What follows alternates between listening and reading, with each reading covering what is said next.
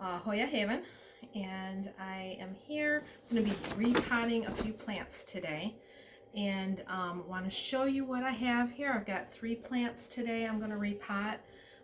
2 I just want to put in a different pot. My Monstera needs an up pot. My Baltic blue, I want to put a larger moss pole on it. And then I have one plant, it's a Hoya, it's my Hoya minibelle. It's not doing so good, and I'm not sure what I'm going to do with it. I really just want to get into it and see what the roots are doing, because I don't want to wait too long and take a chance of possibly killing it. So again, like I said before, you get what you get. Today it's, you know, pajama bottoms, old t-shirt, hair in a ponytail. Like, if I'm going to get dirty with the dirt, I'm going to do it before I take a shower. So here we go. Okay, my first plant here that I'm going to repot is my Monstera deliciosa. You can see, I think it's about due for a new pot.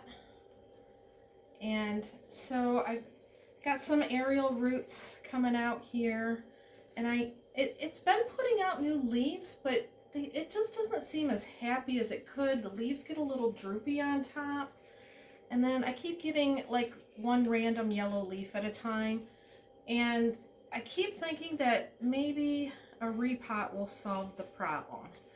And I have a bigger terracotta pot right here, which I used to have my philodendron hope in there, and that promptly died.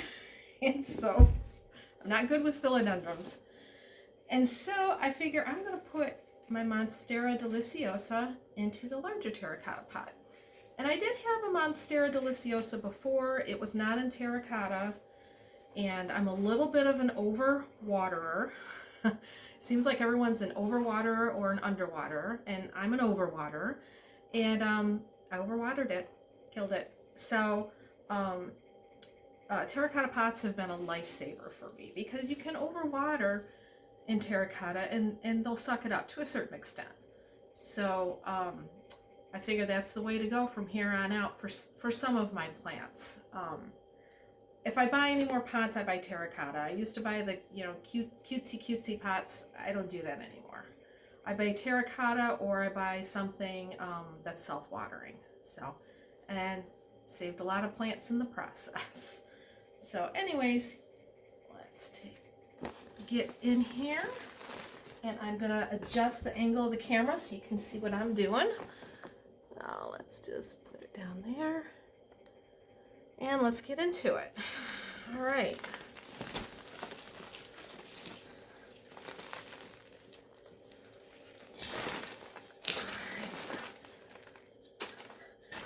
And I think what I'm gonna do, I may end up using this pot for my Baltic blue. I haven't decided yet. I want to see what the roots look like, because I don't want to put it in too big of a pot and have it not do well.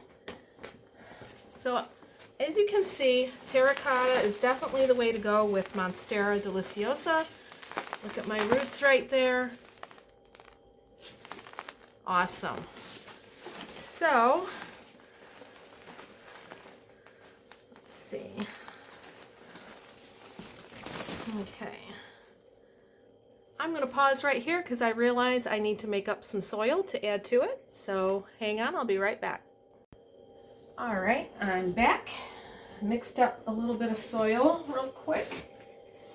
And what I got here is some regular potting soil. And I added some extra perlite, and I added some extra orchid bark. So that's what seems to work well with this one already, so we're just going to go with what I know works. And here we go.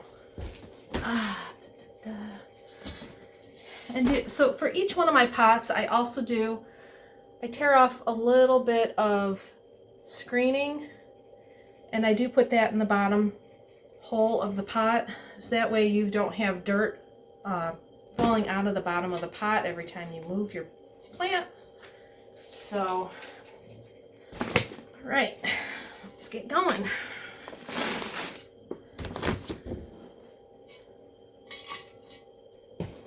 This will give him plenty of room to grow.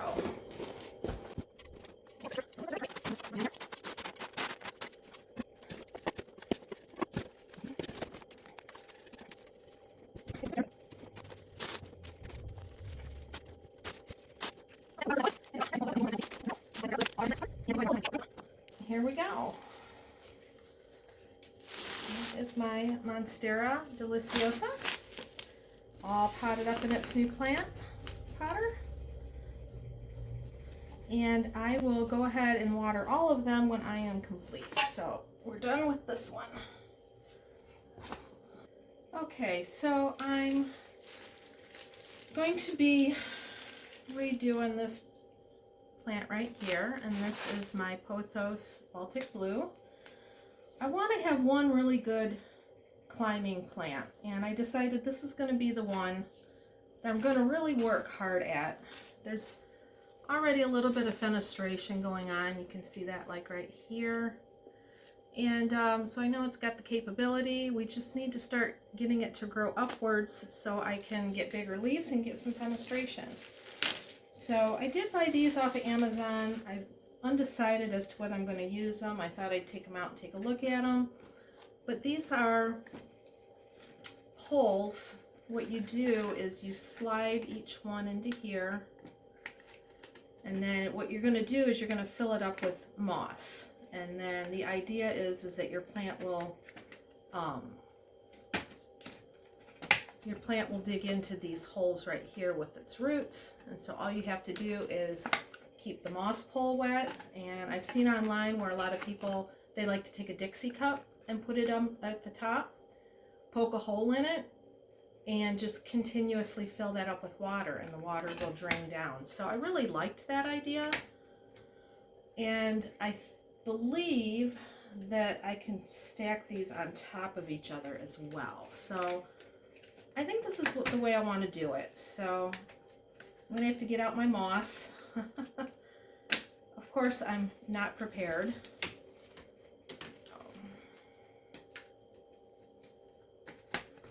So that's what one looks like. So I'll be back in a minute. Let me go get my moss. These are called thickly grow poles. And I bought them. I've seen someone else using them. You fill the inside with moss, and then you can stack them on top of each other. I went ahead and done 2 of them up, but I had them put together wrong, so I had to watch a video on that. So now I'm ready to put moss inside of these, and I did already take out my plant, my Baltic Blue, out of its pot. These are what the roots look like, and it's not as much as what I would have thought, but I made the decision I'm going to go ahead and up pot him into the old Monstera pot. So because it's a Pothos, I think it'll be fine. I know with like Hoyas, you know, you want to keep more of a tight quarters, but Pothos seem to grow so fast, I think it really will be okay. So alright, so anyways, first thing I need to do here is fill up my poles with moss I got.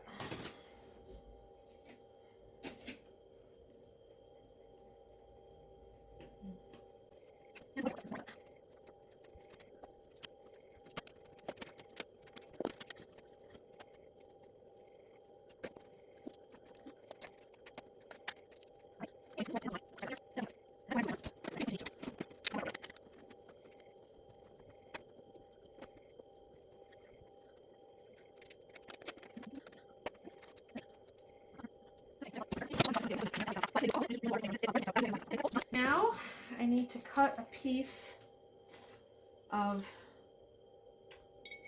screening to go in there. Let me go do that real quick, and I'll see if I have to make any more soil or not. I'm gonna go ahead and dump the rest of this soil in. Oh boy, it looks like I'm probably gonna have to make some more soil. Okay, what you didn't see is me spilling water all over the floor and back of me, but I'm back again. I've got my little piece of screening. I'll put it right in there. And I think I want to do is go ahead and put one of these in first, because I do want it to be at the very bottom. And there's a little trick here to get them to stay in place. So use the trick they showed me. Let me mix up some of this.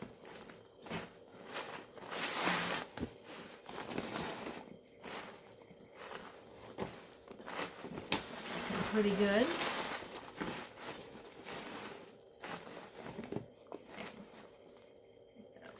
Go ahead and put some of that.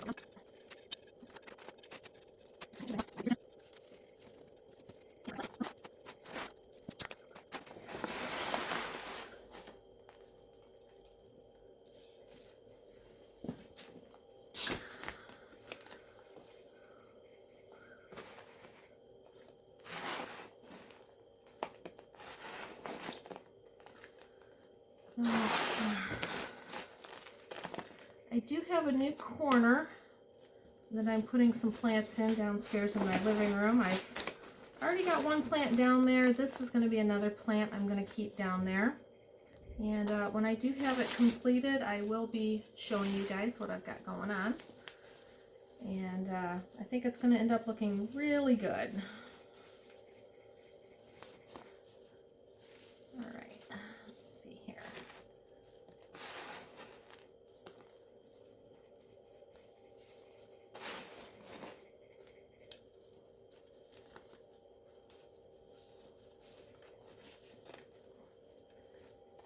That'll do good.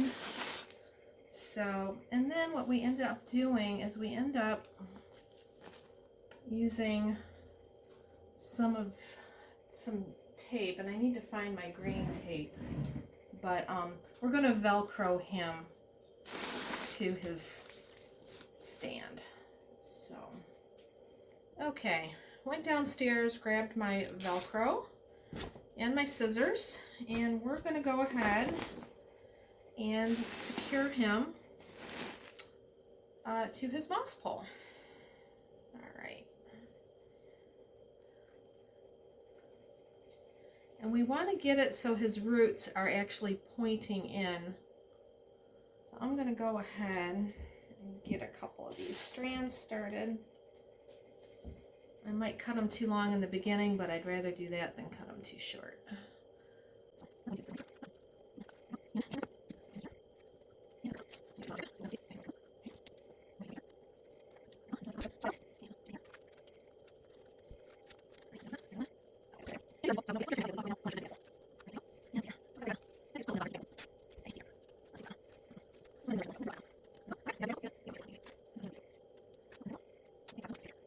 Good chance to grow right there.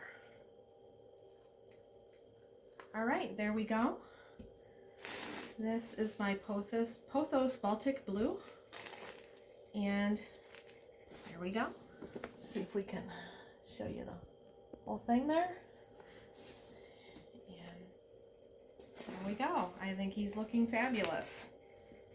So he is going to go out in my living room, and I'll be showing you that maybe later today. I'll have that completed. I can show that to you. All right, that takes care of 2 of the 3 plants, and now I will show you what I'm digging into next.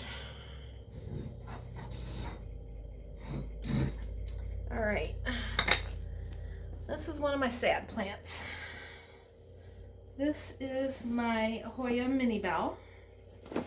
I got her last year. She was one of my anniversary presents, so I got her last April. And she did wonderful until I decided to put her in a pot.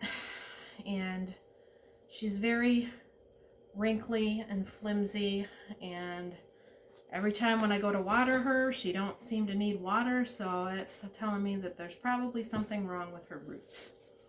And I don't want to lose this plant. So I figure if I'm already getting dirty with my other plants, I'm going to dig into her and I'm going to find out what's going on. So here we go.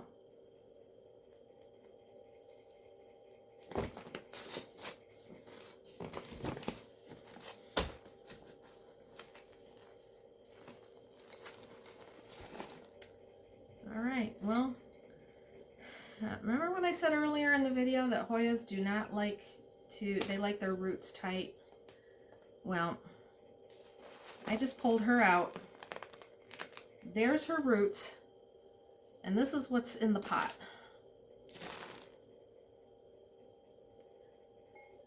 I really messed up on this one. I should not have put her in a pot this size. So, now it's all about damage control. I'll go ahead and get her off of here. Oh boy, okay, we start here. Yeah,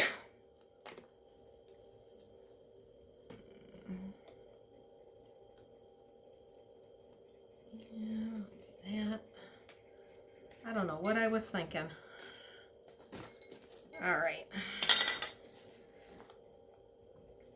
And Hoya are very forgiving. If you know you're screwing up, and if they're not thriving, their leaves are getting wrinkly, their soil's staying wet, you know something's going on. As long as you catch it in time, you should be able to save your plant. So that's what it's all about.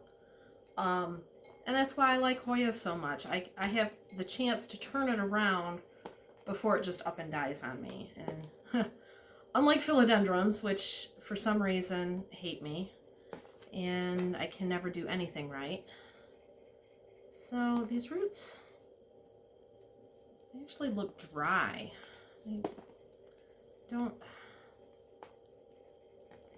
Before I put this plant in this pot, when I had bought it, it had came with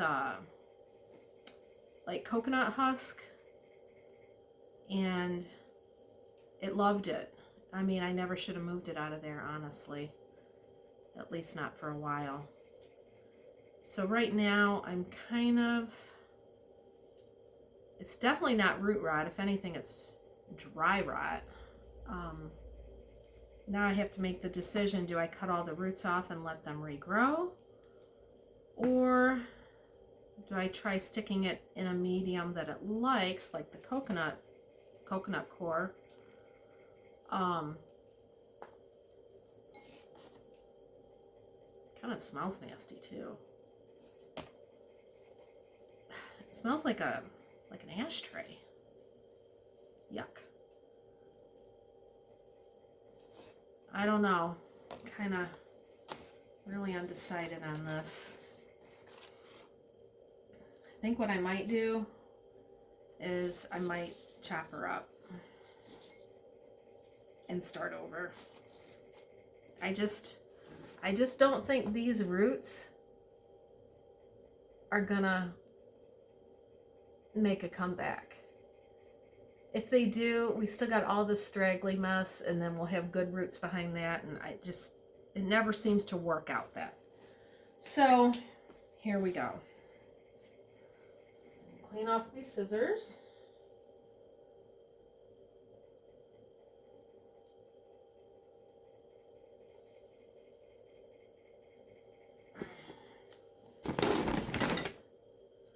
Then I might do a little bit of investigative work tonight on YouTube and see what other people have been successful with their mini bells.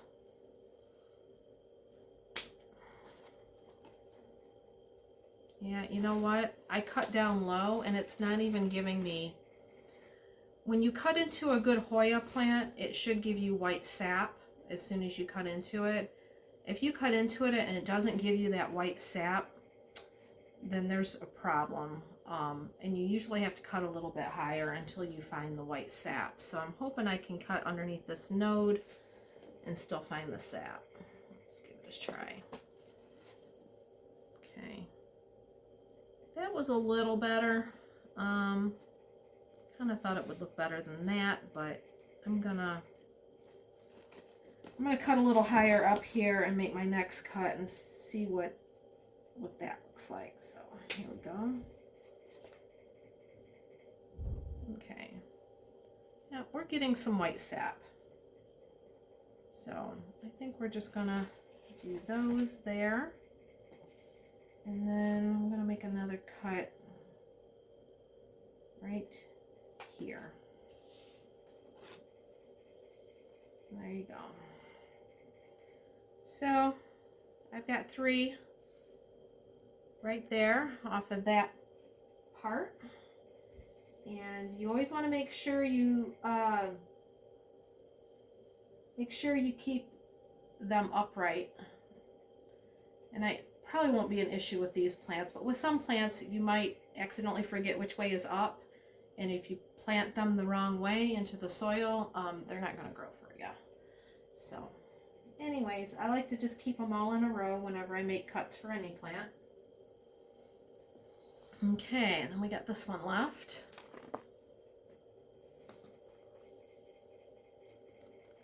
And okay, I'm just going to cut down here.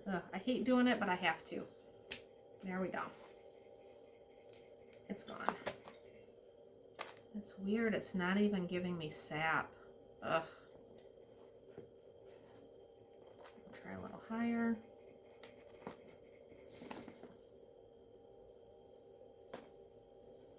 You know, I think I'm just going to forfeit. I know what I'm going to do. When it's a plant that I've spent a little bit of money on, I try not to waste any leaves if I can help it. So what I'm going to do, I've got 1 leaf right here. Oh, actually I got 2 leaves. Okay.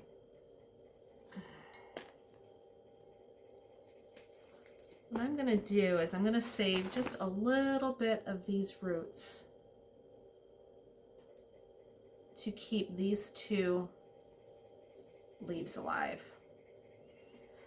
And I may end up just putting that in something different. Maybe this will be like my little propagation all by himself. And see how he does. So, and if he's not doing good, at least I won't infect the rest of the plant by putting him in with them. All right, what do we got left here? I think I'm just going to start from the top.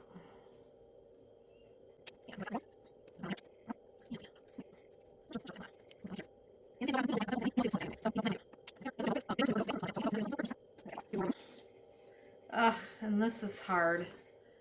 There's not much there as far as a stem, and it's going to break my heart to cut into this, so I don't know if I should see if this little bit of a stem here is going to give me anything, or just cut it up. And I really don't want to cut it up. I'll take 1 more leaf off. I'll take that one off. And what I got left is this. It's breaking my heart. I can't cut into that. I just cannot do it. Maybe. I think what I'm gonna do is pull off these last 2 leaves. So it'll kind of give it an opportunity for another root. Oh, and this one's going too, this little thing. I don't need that. Okay. So it's giving me 2 opportunities to root instead of 1. So I think I'm going to plant it like that. Probably use one of these pins to help stick it into the soil. And I'll probably do him separately too. So unfortunately, that's going to be it for right now, because when you do cut into a thicker stem, you do have to give it a couple hours to harden up. If you replant it right away, you may end up rotting out that stem, and I don't want to do that. So I'm going to make another video later where I pot them up, and so that's all we got for today. Thanks for joining me, and don't forget to like, share, and subscribe. See you next time. Bye.